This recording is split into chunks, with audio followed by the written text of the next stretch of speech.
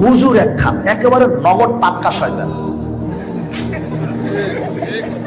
একেবারে হুজুরই নয়, একেবারে মানে কোরআন হাদিসের কোনো জ্ঞানই নাই, এমনিতেই কেরাত পড়ে আর বেতন তুলে আর খায়, শরীয়তের কোনো জ্ঞানই নাই। না এরা হাদিস পড়ে না কিছুই পড়ে। পীর সাহেব যদি বলে যে গু খাও, গু খায়। ও বলছে যে মাঝাবে যা আছে সেটাই মানবো, হাদিসে থাক আর না থাক। চিন্তা করেন,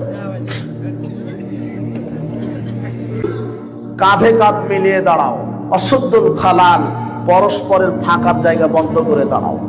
এটা ইমাম সাহেবের দায়িত্ব। রাসূল সাল্লাল্লাহু আলাইহি ওয়াসাল্লাম এমন কোন দিন নাই যে এই কথা না বলে সালাত শুরু করেন। আর আপনার মসজিদের ইমাম একামাত শুরু হতে দেয় না। আল্লাহু আকবার, বুঝেননি মনে হয় কথা।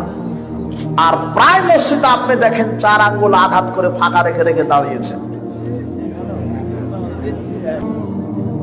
4 আঙ্গুল